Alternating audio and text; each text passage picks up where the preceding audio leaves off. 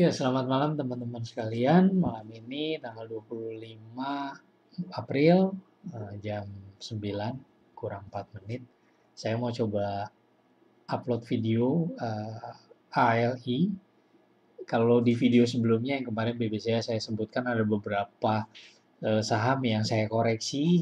ALI setelah saya review ulang bukan koreksi, tapi ada dua alternatif di dalam sebuah pergerakan di time frame 5 menit. Nah, sekali lagi analisa yang kita lakukan pada dasarnya kan untuk mengetahui apa yang harus kita buat.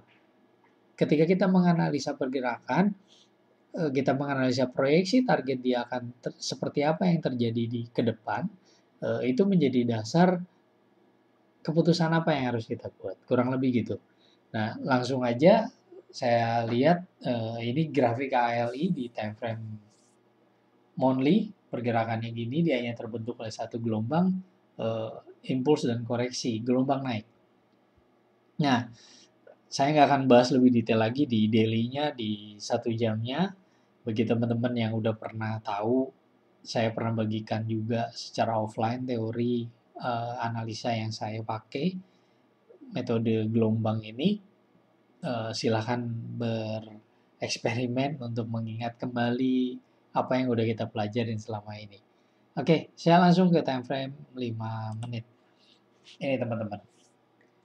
Kalau teman-teman lihat video sebelumnya, eh, boleh lihat di video ALI pertama saya munculkan. Gelombang yang saya buat itu adalah gelombang 5 menitnya uptrend dan terbentuk oleh 1, 2, 3, 4 setengah gelombang. Nah, alternatif pertama begitu. Ketika bottom terakhir, yaitu 6.256 di break, maka pada dasarnya tren ini berubah dari uptrend menjadi downtrend. Di time frame 1 jam dinyatakan bahwa sedang koreksi. Sekali lagi teman-teman boleh lihat di video sebelumnya, saya cukup lumayan menjelaskan daily-nya sedang apa, 1 jamnya seperti apa. Nah, tapi alternatif kedua setelah saya melihat sebuah pergerakan ini, ada yang harus saya jaga. Dan saya menemukan kok ada poin yang saya miss, tapi harga ini emang belum beres. Makanya saya langsung menganalisa apa itu, yaitu gini.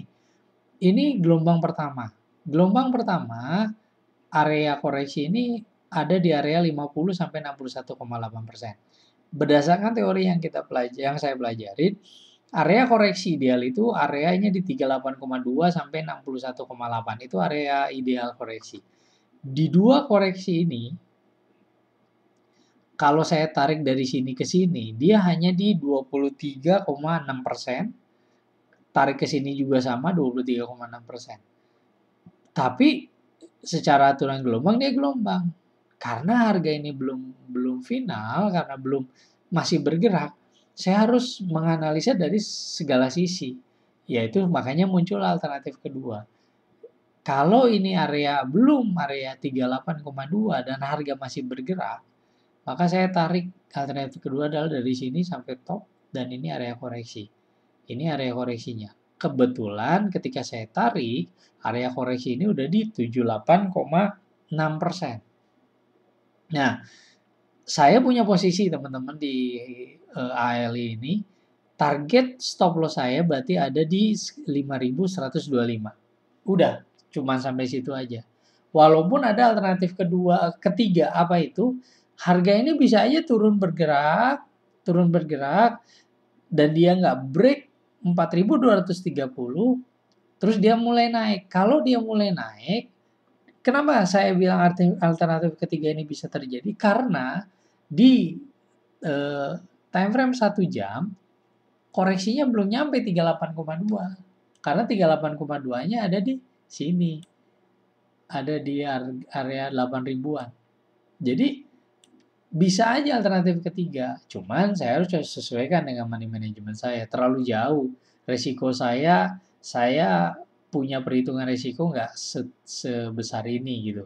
Jadi karena saya udah punya posisi, jadi target saya ada di sini. Bisa jadi gagal karena dia break nanti naik ke atas. Saya nggak, kalau udah momen itu saya udah nggak ngomongin lagi sayang dan gimana, karena dasar saya jelas. Nah, sekarang berarti target stop loss saya ada di 5.125. Oke, itu alternatif kedua. Jadi sekarang dengan ALI seperti ini apa sih yang harus kita buat? Bagi yang belum punya posisi, teman-teman mau ngambil misalkan, ngambil di sekarang nih, hari Senin nanti 5.475. Oke, stop loss-nya sedikit loh di 5.125. Tapi sekali lagi, saya mau ingetin bukan hanya sekedar stop loss yang kecil, kita itu menjadi kesempatan juga karena ini kecil sekali. Tapi ngelihat harga ini turun ke bawah, cukup masih kuat turunnya. Nah, kalau teman-teman mau lebih yakin lagi, di dalam pergerakan ini ada gelombang nih. Ini saya nyatakan gelombang nih. Kapan? Kalau misalkan ya udahlah saya beli nanti kalau dia udah break 5.600. Kalau dia break, dia koreksi nggak melebihi di 5.475 sekarang. Itu bisa, itu menjadi sinyal kita beli, stop loss-nya tetap ada di sini. Jadi nggak tiba-tiba Senin beli aja, enggak gitu. Ya kita melihat lagi perubahan pergerakan ini. Atau ya kita tambahin indikator pakai moving average misalkan. Eh, kita masukin nih, moving average kan saya bilang emang belum ada perubahan, dia masih turun. Walaupun ini harga mulai melebar. Harga mulai melebar, yang 9 nih, periode 9 yang merah sepertinya mau cross.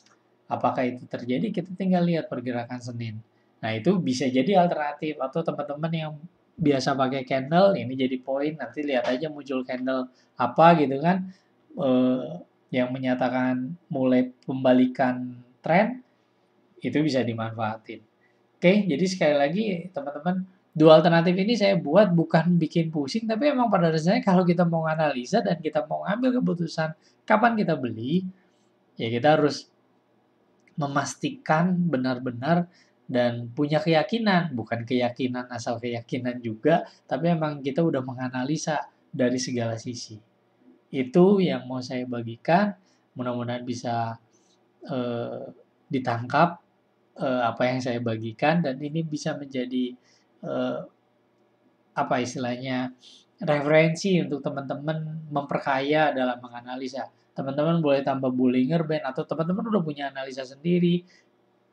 Apa yang saya bagikan ini berbeda, tapi setidaknya itu mengkonfirmasi cocok nggak dengan analisa saya. Karena semakin confirm semuanya, lebih nyaman kita bertrading, bukan berarti nggak akan loss ya, karena sekali lagi kita hanya menjadi follower trend, follow market, nggak, kita nggak bisa maksa, kamu nggak boleh ngelewati 5125, nggak bisa. Jadi kita harus eh, realistis juga karena kita hanya menganalisa pergerakan.